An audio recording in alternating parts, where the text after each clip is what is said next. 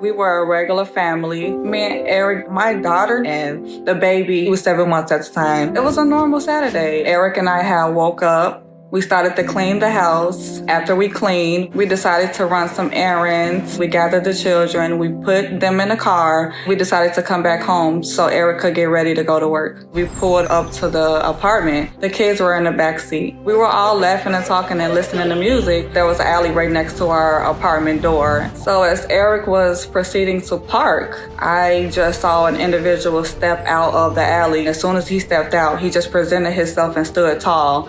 And then instantly his hand rose up and then a gun appeared. He just started shooting. We didn't have time to scream, run, talk. The shooter shot up the car over 16 times. I immediately tried to jump in the backseat to cover my children. All I heard was windows breaking, glass shattering, kids screaming, just pow, pow, pow, and it would not stop. As the bullets were going, I was just like in my head, why? And trying to cover my kids and then thinking about what was Eric doing. I began to see blood in my lap and I didn't understand why there was blood in my lap. I was shot 3 times. I was shot in my face and half of my face was hanging. And I was shot in my behind, hit my private area and came out my other leg. And then my thumb, I didn't know I was shot as many times as I was.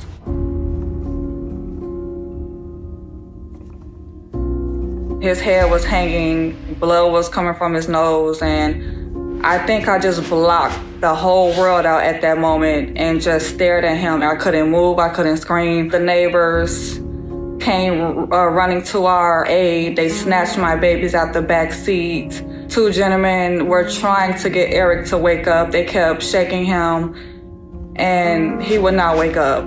I was in a state of shock, just watching everybody and everything. The police and the ambulance came immediately. I basically saw him take his last breath right in front of me. I was in the hospital for 14 days and I cried every day. I had to have multiple surgeries. I couldn't talk because my mouth was wired shut. I have a bullet still lodged in my thumb. Me and the children did get counseling right after the incident.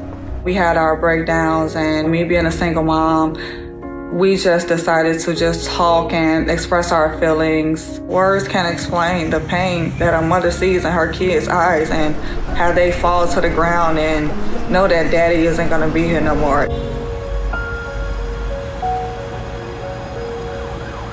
Couple months afterwards, the police and the detectives were trying their best to get people to talk, but I was tired of sitting and nothing was happening. I just got up and printed out flyers, asking the neighborhood. Someone did text me his Facebook information and I was able to say, yes, that's him. I identified him, but can someone give me an answer as to why? Was there an argument? Did anybody know anything that was going on?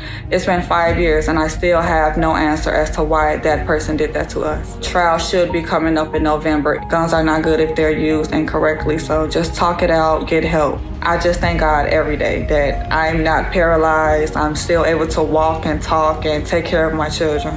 I was given another chance at life, so I know I have a purpose to spread awareness, to spread positivity, and to say keep going. This is my survivor story. What's yours?